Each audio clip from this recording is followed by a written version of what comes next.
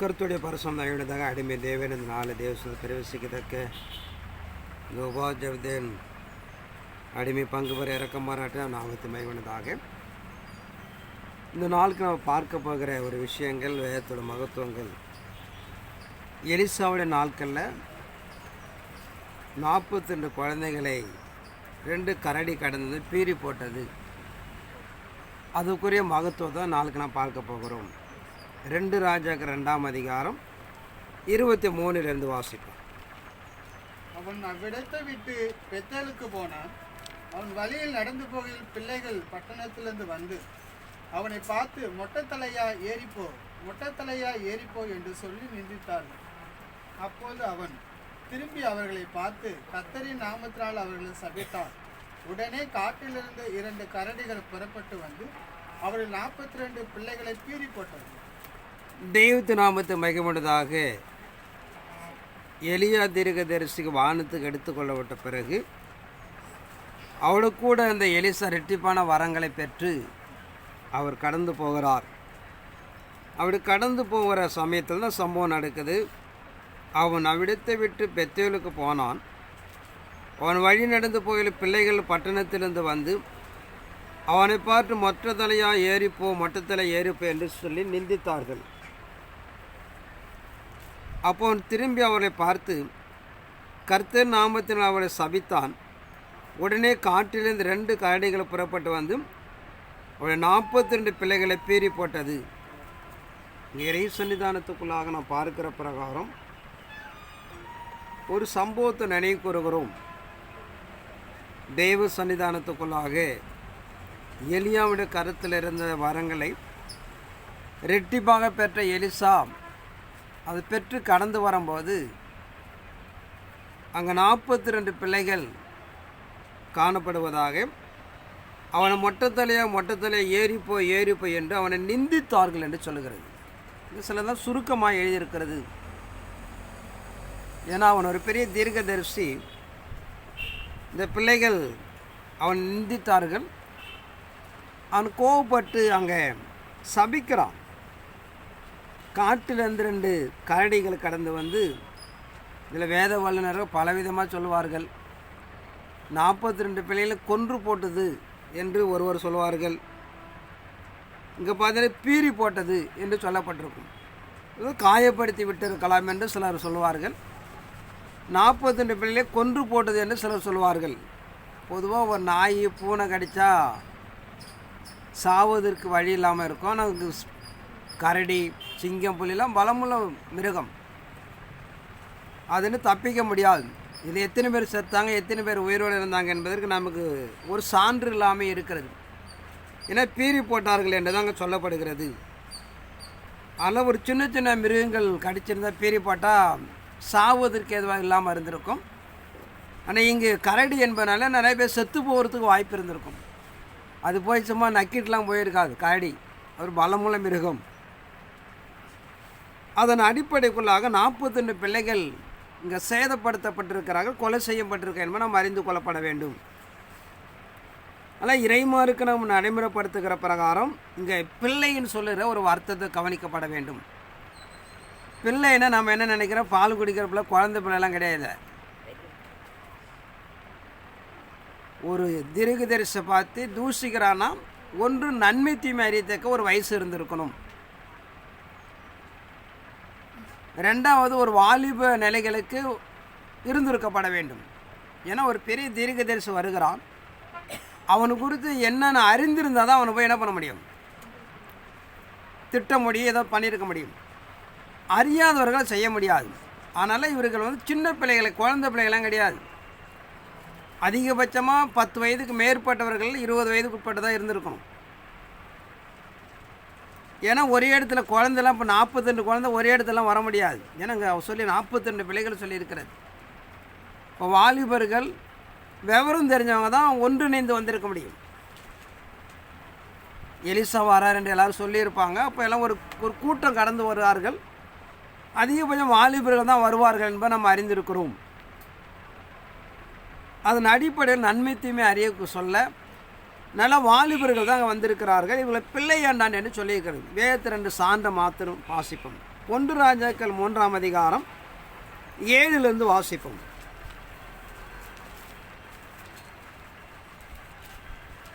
இப்போதும் என் தேவனாகிய கர்த்தாவே, தேவரீர் உமது அடியேனை என் தகப்பனாகிய தாவீதின் ஸ்தானத்திலே ராஜாவாக்கினீரே.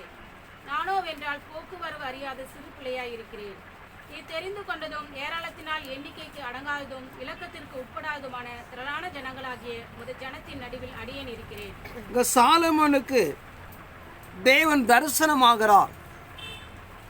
அப்படி தரிசனமாகிய சாலமோனை உன்னை நான் என்ன செய்யப்பட வேண்டும் என்று கேட்கிறார்.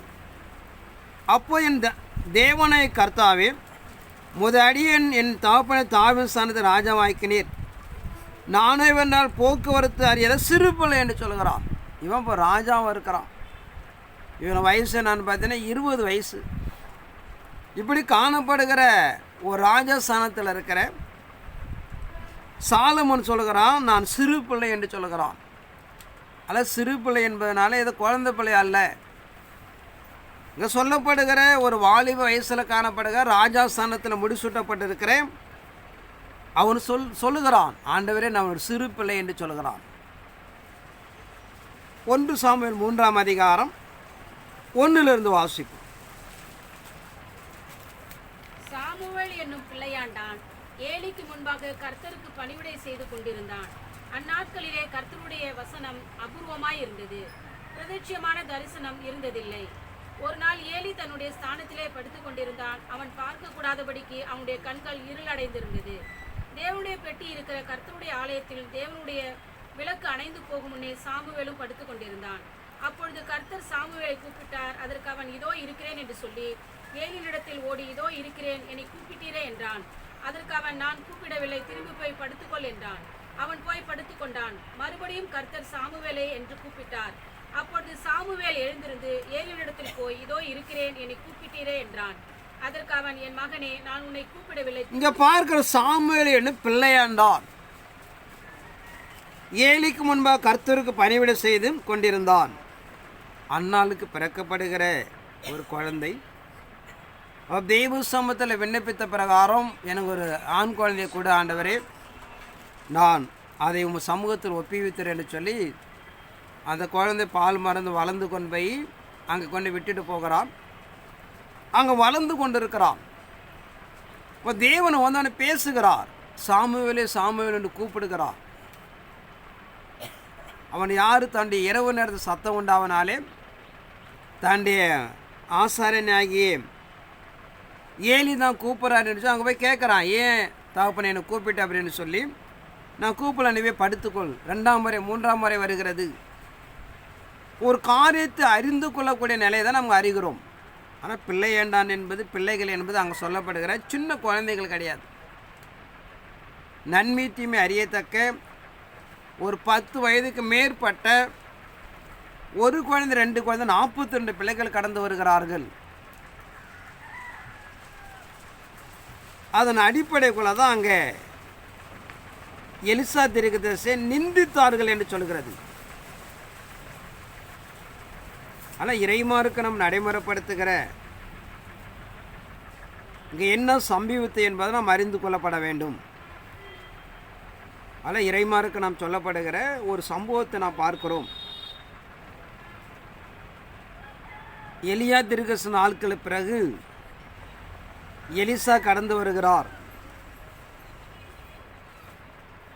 அங்கே கடந்து வர சமயத்தில் ஒரு சம்பவத்தை நடைமுறைப்படுத்துவதாக பார்க்கிறோம்.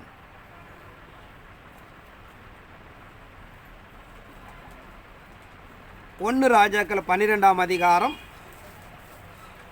25 வாசிப்போம்.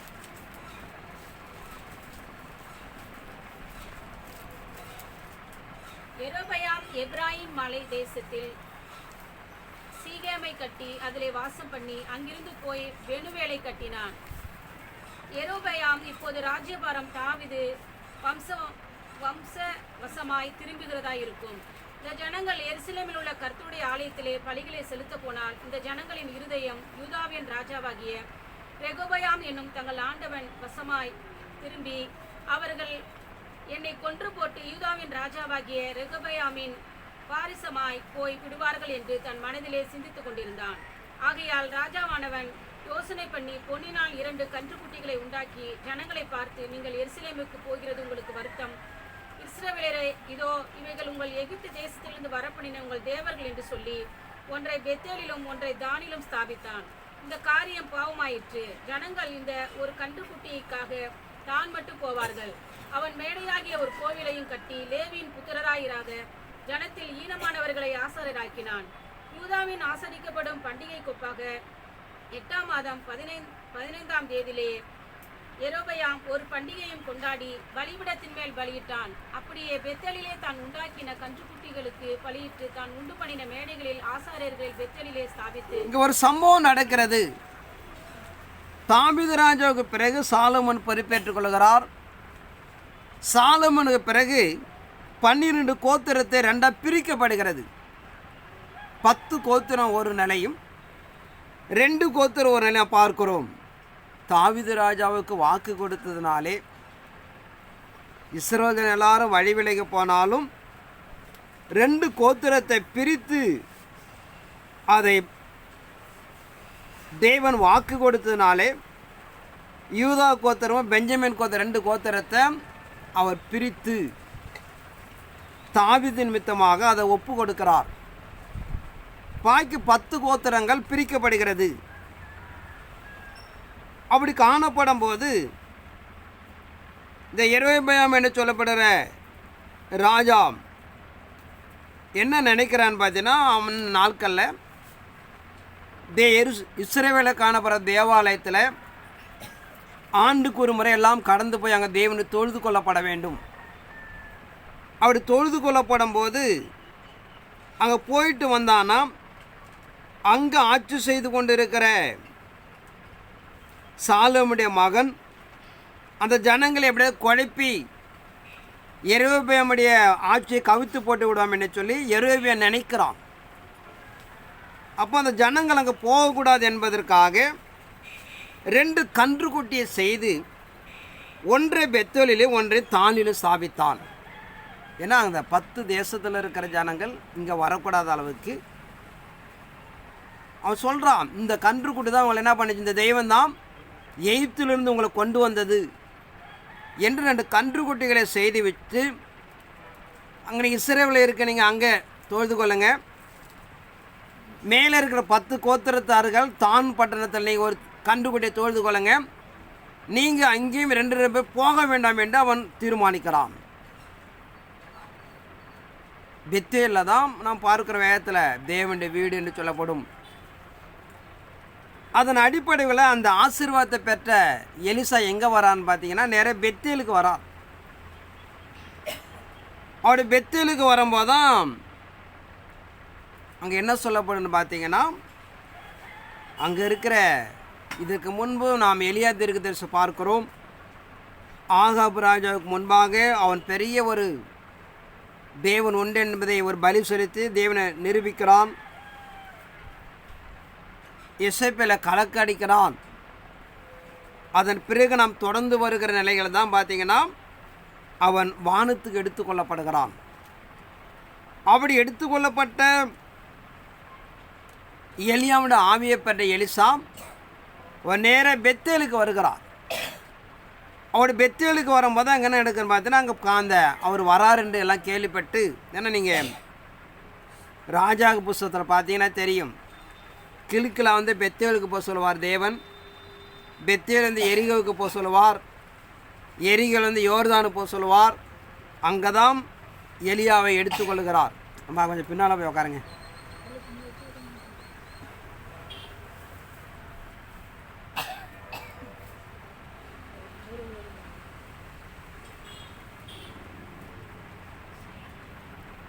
இறைமாருக்கு நம்ம நடைமுறைப்படுத்துகிற பிரகாரம் தேவ சன்னிதானத்துக்குள்ளாக இந்த சம்பவத்தை நாம் தொடர்ந்து நாம் கடந்து வருகிறோம்.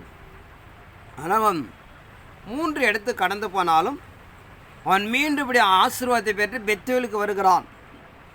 அங்கே வரும்போது இவன் திரும்பி வந்து என்ன பண்ணுவான், எலியா செஞ்சது போல் யெகோவா தான் தேவன், யாரும் கிடையாது, அவரை தான் தொழுது கொள்ளணும் என்று இவன் மீண்டும் நம்மளை அந்த நிலைகளை கொண்டு போவான்.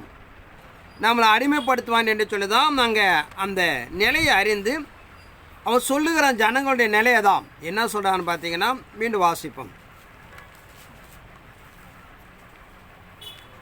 23 வாசிப்போம். 2 ராஜாக்கள்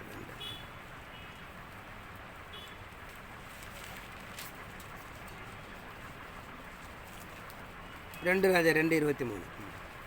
அவன் அவ்விடத்தை விட்டு பெத்தேலுக்கு போனான். அவன் வழி நடந்து போகையில் பிள்ளைகள் பட்டணத்திலிருந்து வந்து அவனை பார்த்து, மொட்டை தலையா ஏறிப்போ, மொட்டை தலையா ஏறிப்போ என்று சொல்லி நிந்தித்தார்கள். அந்த வார்த்தை தான், மொட்டை தலையா ஏறிப்போ, மொட்டை தலையா ஏறிப்போ.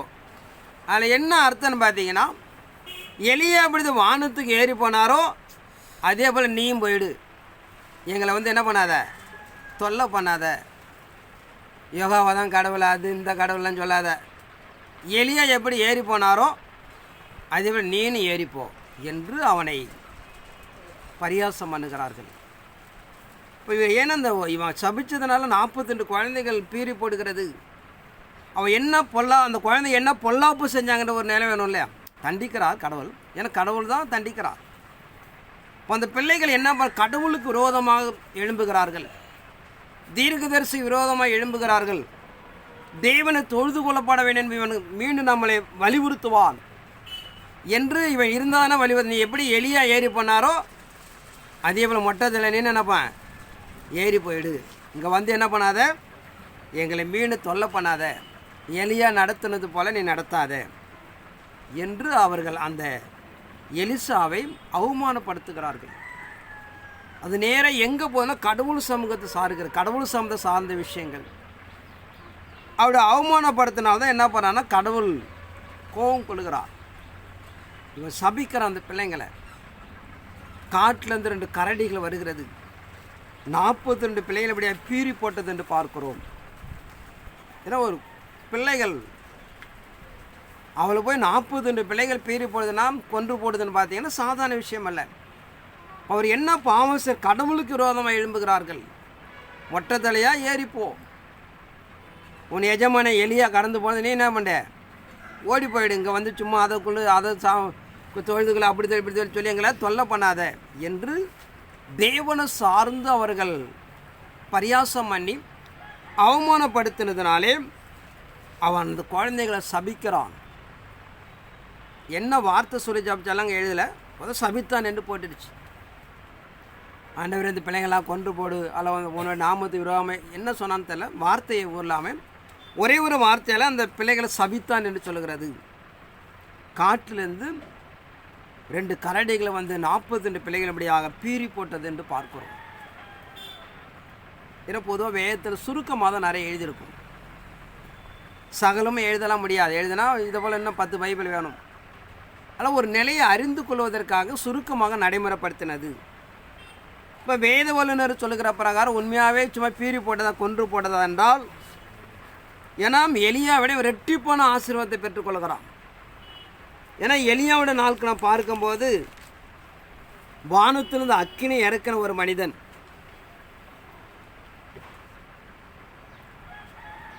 ரெண்டு ராஜாக்கள் 1ஆம் அதிகாரம்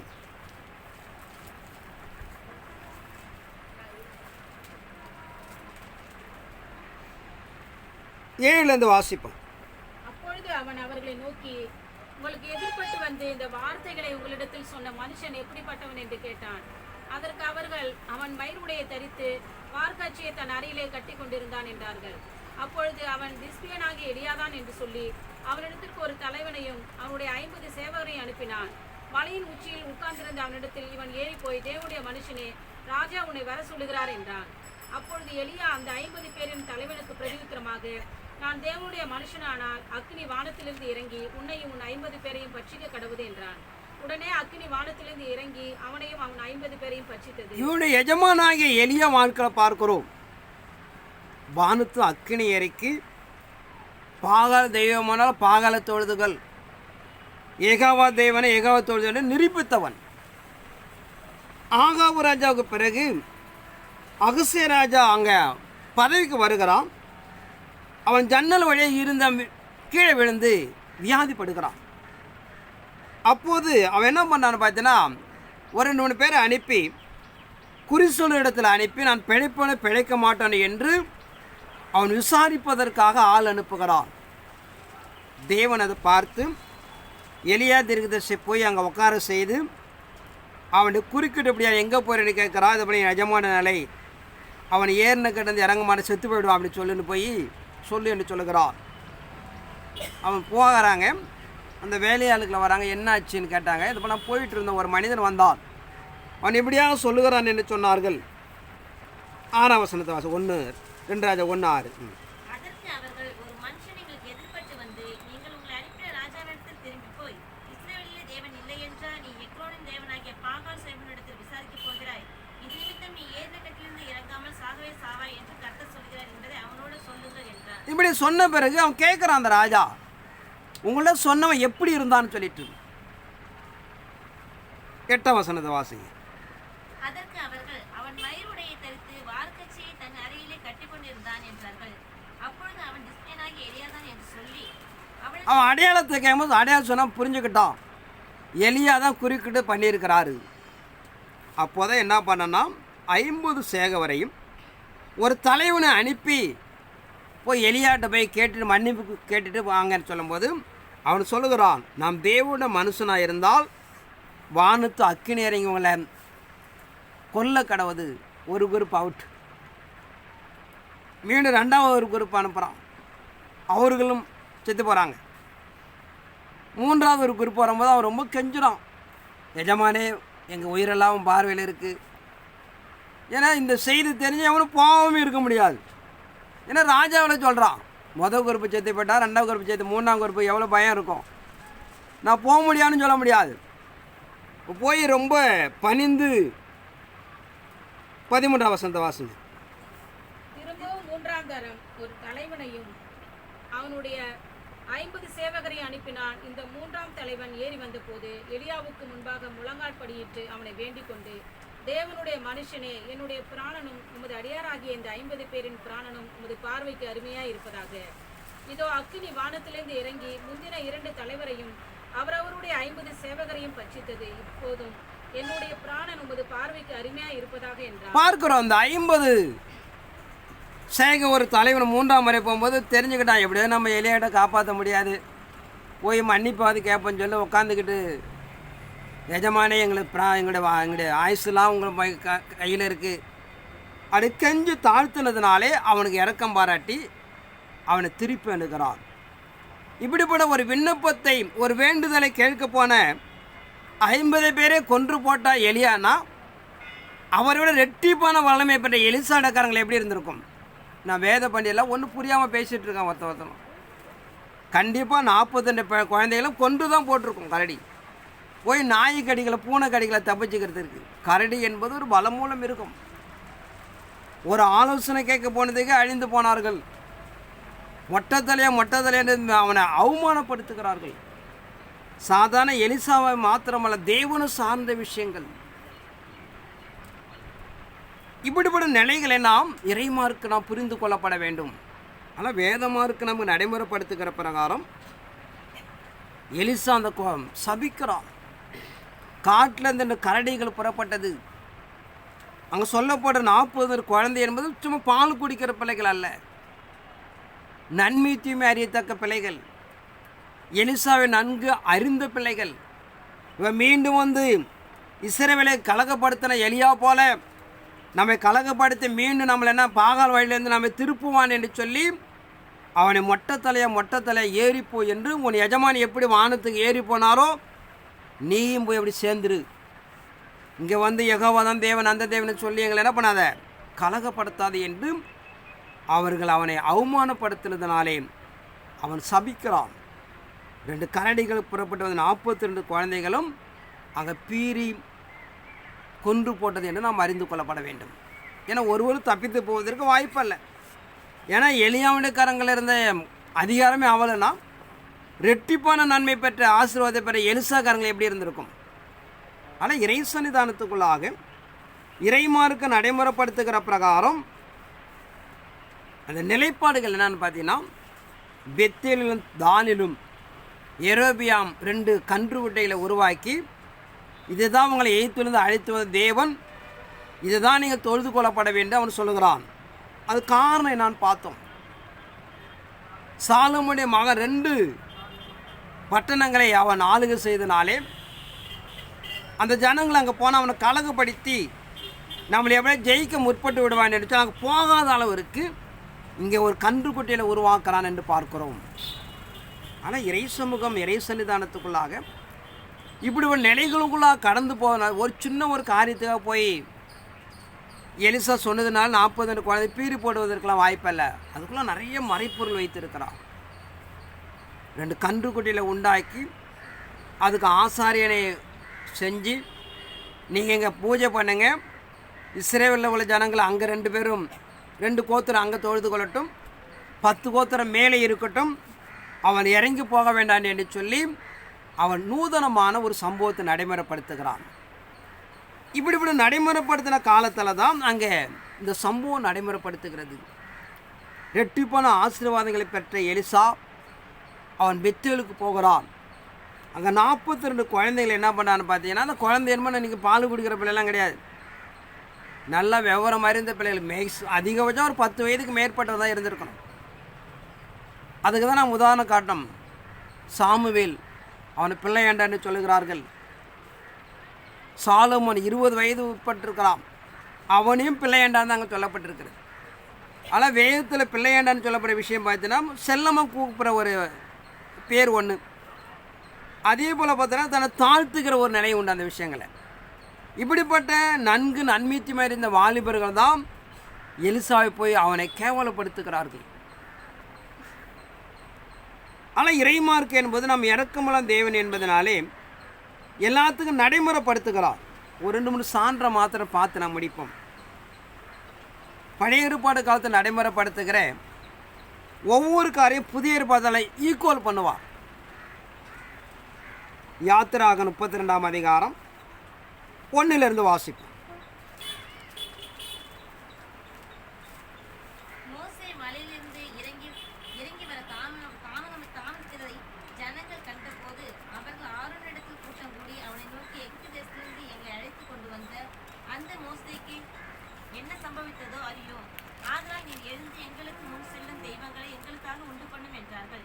அதற்கு ஆரோன், உங்கள் மனைவிகள் குமாரத்தினுடைய காதில் இருக்கிற பொன்னணிகளை கழற்றி என்னிடத்து கொண்டு வாருங்கள் என்றான். ஜனங்கள் எல்லோரும் தங்கள் காதில் இருந்த பொன்னணிகளை கழற்றி ஆரோனிடத்து கொண்டு வந்தார்கள். இங்கே ஒரு சம்பவத்தை பார்க்கிறோம். தேவன் மோசே மலைக்கு வர சொல்லுகிறார். அவன் வருவது காலங்கள் தாமதமானதுனாலே ஆரோன் சொல்கிறான், ஜனங்களாம் போய் தொல்லை பண்ணுறாங்க. மோசேக்கு என்ன ஆச்சுன்னு தெரியல, இப்போ நம்ம எங்கே போகிறதுன்னு தெரியல என்று சொல்லி ஆரோன் அங்கே இருக்கிற எல்லா பெண்கள் மீது இருக்கிற நகைகளை கட்டி அதை நெருப்பிலை புடமிட்டு அதை ஒரு கன்றுக்குட்டியை உருவாக்கி, இதுதான் நம்ம எகிப்திலிருந்து அழைத்து வந்த தேவன், இதை வாங்க பின்பற்றி போவேன் என்று சொல்லி அவன் வழி நடத்துகிறான். தேவன் மோசேட்டு சொல்லுகிறார், உன் ஜனங்கள் கெடுத்து கொண்டார்கள். புரியல மோசேக்கு என்னான்னு, நீ கீழே இறங்கி போ என்று சொல்லுகிறார். 26 வாசிப்போம். பாளையத்தின் வாசலில் நின்று கர்த்தருடைய பட்சத்தில் இருக்கிறவர்கள் யார்? அவர்கள் என்னிடத்தில் சேர கடவர்கள் என்றான். அப்பொழுது லேவியின் புத்திரர் எல்லோரும் அவனிடத்தில் கூடி வந்தார்கள். அவன் அவர்களை நோக்கி, உங்களில் ஒவ்வொருவனும் தன் பட்டயத்தை தன் அறையிலே கட்டிக்கொண்டு பாளையமெங்கும் உள்ளும் புறம்பும் வாசலுக்கு வாசல் போய் ஒவ்வொருவனும் தன் தன் சகோதரனையும் ஒவ்வொருவனும் தன் தன் சிநேகிதனையும் ஒவ்வொருவனும் தன் தன் அயலானையும் கொன்று போட கடவன் என்று இஸ்ரவேலின் தேவனாகிய மோசே சொல்லுகிறார். இந்த ஜனங்கள் கெடுத்து கொண்டார்கள். தேவி பட்சத்தில் இருக்கிற யார் என்று சொல்லும் போது லேவி கோத்திரம், ஆசாரி கோத்திரம் தான் வராங்க. அவர்கள் இப்படி தன் பட்டயத்தை தன் சகோதரனுடையாக கொன்று போடுங்கன்னு சொல்லுகிறார். 3000 பேர் கொலை செய்யப்படுகிறார்கள். அப்போஸ்தலர் 2ஆம் அதிகாரம் 39 வாசிப்போம்.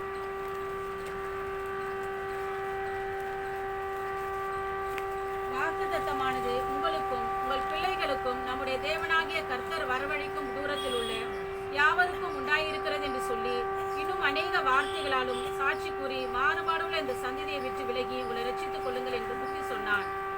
அவருடைய வார்த்தையை சந்தோஷமாய் ஏற்றுக்கொண்டவர்கள் ஞானஸ்தானம் பெற்றார்கள். அன்றைய தினம் ஏறக்குறைய 3000 பேர் சேர்த்துக் கொள்ளப்பட்டார்கள். பார்க்கிறோம், 1ஆம் நூற்றாண்டாம் வரங்களை பெற்ற கிரிகளை பெற்ற பேதுரு பிரசங்கிக்கிறார்கள். எப்படி தன் சொந்த ஜனமாகிய 3000 பேரை லேவி கோத்திரன் கொலை செய்தார்களோ அதேபோல சொந்த ஜனமாகிய யெகோவாவை தொழுது கொண்ட ஜனங்கள் பேதுடைய பிரசங்கத்தை கேட்டு முதல் முறை 3000 பேர் மீட்கப்படுகிறார்கள். ஆனால் என்ன இழக்கம் மீண்டும் அதை அடைந்து கொள்கிறார்கள். நாமளும் அப்படிதான் இந்த காலத்தில் உபத்திரங்கள், போராட்டங்கள், நிந்தைகள் எல்லாம் சுமக்கிறோம். இயேசு நல்லவர், நல்லதுதான். எவ்வளோ பாடுகளை பூமிகள் சுமக்கிறோம். புறஜாதியால் சொந்த ஜனத்தாலும் பகைக்கப்படுகிறோம். அதுக்கெல்லாம் ஆறுதல் உண்டு என்பதை நீங்கள் அறிந்து கொள்ளப்பட வேண்டும். தேவன் எல்லாத்தையும் தன் இருதயத்தில் வைத்திருக்கக்கூடியவர். நடைமுறையில் கொஞ்சம் கஷ்டம், வருத்தம், கடவுள் உதவி செய்ய மாட்டார் நாம் நினச்சா கூட தேவன் அதற்கு சமப்படுத்தக்கூடியவர் என்று சொல்கிறது. 1 ராஜாக்கள் 19ஆம் அதிகாரம் 15 வாசிப்போம்.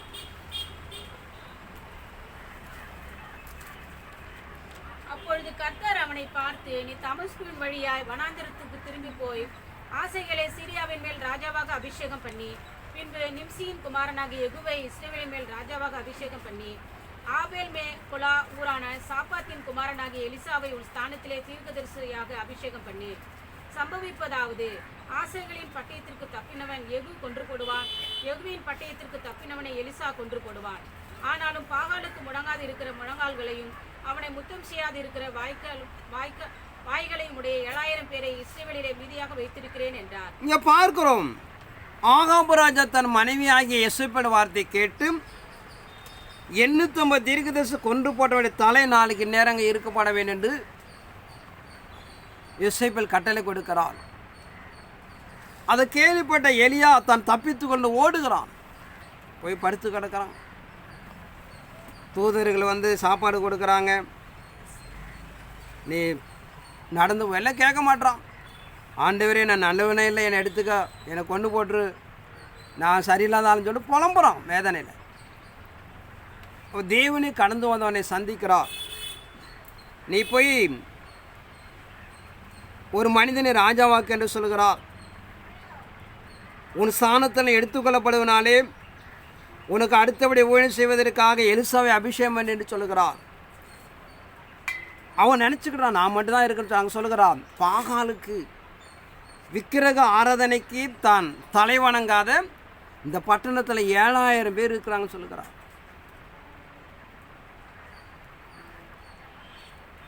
வெளிப்படுத்தின 11ஆம் அதிகாரம் 10 வாசிப்போம்.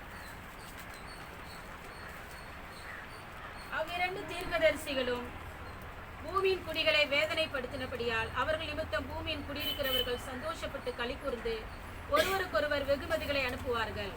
3½ நாளைக்கு பின்பு தேவனிடத்திலிருந்து ஜீவாவி அவர்களுக்குள் பிரவேசித்தது. அப்பொழுது அவர்கள் காலுண்டு நின்றார்கள். அவர்களை பார்த்தவர்களுக்கு மிகுந்த பயம் உண்டாயிற்று. இங்கே ஏறி வாருங்கள் என்று வானத்திலிருந்து தங்களுக்கு உண்டான பெரிய சத்தத்தை அவர்கள் கேட்டு மேகத்தில் ஏறி வானத்திற்கு போனார்கள். அவர்களுடைய சத்துருக்கள் அவர்களை பார்த்தார்கள். அந்நேரத்திலே பூமி மிகவும் அதிர்ந்தது. உடனே அந்த நகரத்தில் 10 1 பங்கு இடிந்து விழுந்தது. மனுஷர்கள் 7000 பேர் பூமி எதிர்ச்சினால் அழிந்தார்கள். மீதியானவர்கள் பயமடைந்து பரலோகத்தின் தேவனை இங்க பார்க்க அந்த 2 தீர்க்கதரிசிகள் மரணம் அடைந்த 3ஆம் நாட்கள் உயிரோடு எடுத்துக்கொள்ள போகிறார்கள். ஒரு பெரிய பூகம்பங்கள் நிலநடுக்கம் உண்டாகிறது. எருசலேம் நகரத்தில் பார்த்தீங்கன்னா 7000 பேர் சாகிறார்கள். எங்கே இழப்பு உண்டாகுதோ அங்கே ஈடு கட்டுகிறார். எங்கே மகிமை உண்டாகுதோ அங்கே அதற்கு ஈடு கட்டுகிறார். ஆனால் இறைமார்க்கம் சொல்லப்படுகிற எல்லாமே ஒரு நிலைப்பாடுகள் உண்டு. ஒரு மனிதர் கேட்டார், எகிப்தில் அற்புதங்கள் கடைசி செய்யப்படும் போது கடவுளுக்கு கொஞ்சோட இறக்கம் இல்லையா, இந்த குழந்தைங்களாம் கொண்டு போட்டாரான்னு கேட்டான்.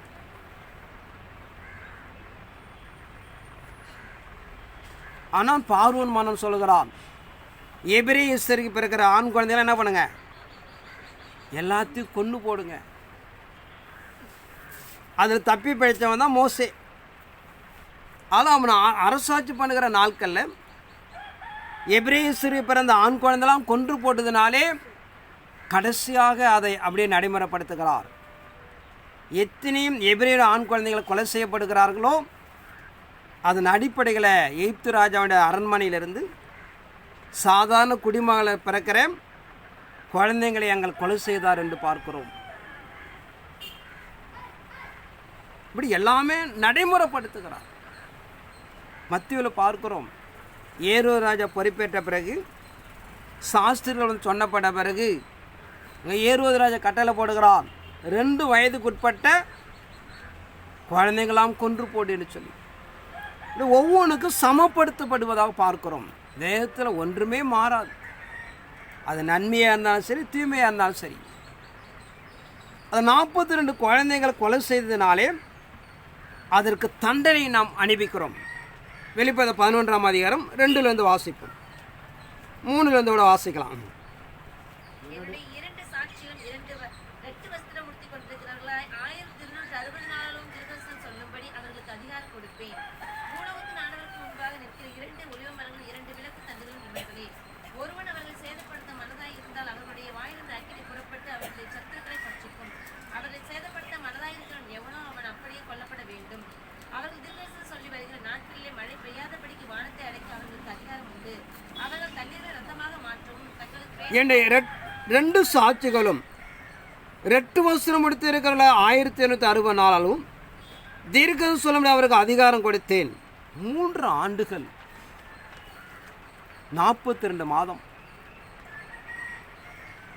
இஸ்ரவேல் ஜனங்கள் ஒரு பெரிய உபத்திரத்தில் தள்ளப்படுகிறார்கள். 42 குழந்தைகள் கொலை செய்ய அவங்களும் யெகோவா தொழுது கொண்டவங்க தான். அதே தேவ ஜனங்கள் 42 மாதங்கள் பார்த்தீங்கன்னா அந்த வருஷம் ஆட்சி காலத்தில் ஒப்பு கொடுக்கப்படுகிறார்கள். அந்த வருஷம் ஆட்சி காலத்தினாலே தன் சொந்த மனவாட்டியானவள் இரத்த சாட்சியம் மறிக்கிறாள். தேவனு கோபங்களை உண்டாக்கி 42 மாதங்கள் தன்னை முழுமையாக ஏற்றுக்கொள்ளாமல் பண்படுத்தி நடந்து கொள்ளாமல் பரிசுத்த விரோதமாக காணப்பட்ட ஜனங்கள் மேலும் தேவனுக்கு கோபம் உண்டாகுது. ஆனால் 42 குழந்தைகள் கொலை செய்யப்பட்டதுனாலே 42 மாதங்கள் 3 ஆண்டு காலம் தேவ ஜனங்கள் அப்படியாக அந்த வருஷம் ஆட்சி காலத்தில் ஒப்பு கொடுக்கப்படுகிறது. தேவனை கோபாக்கினை உண்டாக்கி தேவனுடைய நியாய தீர்ப்பு நடைமுறைப்படுத்துவதாக நான் பார்க்கிறோம். ஆனால் இறை சமூக ஆதியாமத்திலிருந்து வெளிப்படுத்தின விசேஷம் வரைக்கும் நீங்கள் அப்படியே கம்பேர் பண்ணலாம். ஒன்று ஒன்றா எதை இழந்தீங்களோ இதை பெற்றுக்கொள்வீங்க, எதை பெற்றுக்கொண்டீங்கன்னா அதை இழப்பீங்க. ஒருவர் தேவனுடைய கோபாக்கினையினாலே தண்டிக்கப்படுகிறார்கள். தேவனை வெற்றி விட்டதினாலே இழந்ததினாலே அதற்காக பிரிதி போல் நடைமுறைப்படுத்துகிறார். மோசே நாட்களில் 17 விதமான அற்புதங்களை அடையாளங்களை செய்தால் இஸ்ரவேலை வழி நடத்துகிறார். அதே போல் அங்கே சொல்லுகிறோம், எகிப்தில் என்ன நடந்ததோ அப்படியே கடைசி காலத்தில் நடக்கும். மீகா 7:15 பார்க்குறோம். மீகா 7:15 மாத்திரம் வாசிங்க, ஒன்றும் பரவாயில்ல, 11 வாசிங்க. மதில்களை எடுப்பிக்க நாள் வருகிறது, அந்நாளிலே பிரமாணங்கள் வெகு தூரம் பரவிப்போம். அந்நாளிலே அசரியா முதல் எகிப்தின் பட்டணங்கள் வரைக்கும், எகிப்து முதல் நதி வரைக்கும், ஒரு சமுத்திரம் முதல் மறு சமுத்திரம் வரைக்கும், ஒரு பருவதம் முதல் மறுபருவதம் வரைக்கும் உள்ள ஜனங்கள் உன்னிடத்துக்கு வருவார்கள். ஆனாலும் தன் குடிகள் நிமித்தமும் அவர்கள் கிரைகளுடைய பலன்கள் நிமித்தமும் தேசம் பாழாயிருக்கும்.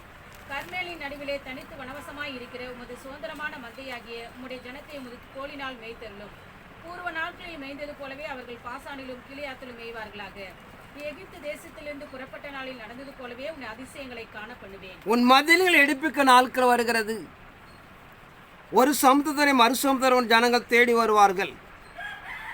நீ எகிப்து தேசம் நாளில் நடந்தது போலவே உன் அதிசயங்களை காண பண்ணுவேன் என்று சொல்கிறார்.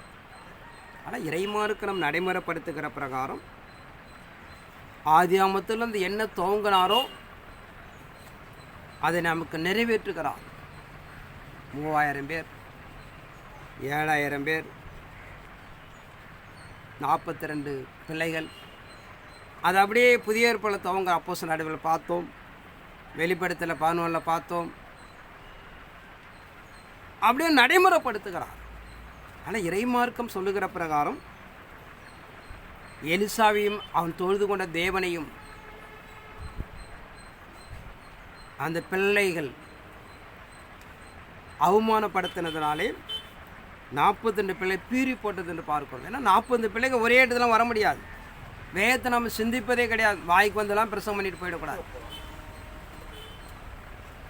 எலிசா வரார் என்று கேள்விப்பட்டு எல்லாரும் கூட்டமாக வந்திருக்கிறார்கள். அது 42 நன்மீத்தி மாதிரி நல்ல வாலிபர்கள் தான் அவனை தூசிக்கிறார்கள். நீ ஏறிப்போ ஏறிப்போ, எலியை எப்படி வானத்தை எப்படி நீனும் போய் என்ன தொலைஞ்சிரு, நீங்கள் வந்து என்ன பண்ணாத, யோகாவது எந்த கடவுள் அப்படின்னு சொல்லி எங்களை குழப்பாத என்றும் தேவனையும் எலிசாவையும் தூசித்ததுனாலே காட்டிலேருந்து 2 கரடிகளை கடந்து வந்து அதை பீறி போட்டது. அதே 2 கரடி தான் அங்கேயும் அப்படி ஈக்குவல் பண்ணுறார். 2 தீர்க்கதரிசிகள் எழும்பி கடைசி காலத்தில் அப்படியாக 42 மாதங்கள் தீர்க்கதரிசி சொல்கிறார்கள். தேவத்திட்டு தேவ தீர்மானம் அவர்களாம் எழும்புக தீமை செய்கிறார்களோ அவளை அவர்களும் கொன்று போடுவார்கள். ஆனால் எல்லாமும் சமப்படுத்தப்படுகிறது. பழைய ஏற்பாடு காலத்தை என்ன நியமனப்படுத்தியிருக்கிறாரோ மலிகாதிருக்கு அதை புதிய ஏற்பாடு நிறைவேற்றி கொடுப்பார் என்று நாம் அறிந்து நாம் தேவரை சரிந்து நாம் கடந்து தேவன் இந்த வார்த்தைக்கு நன்றி சொல்வது கர்த்தர் ஆசீர்வதிப்பாராக. ஆமென்.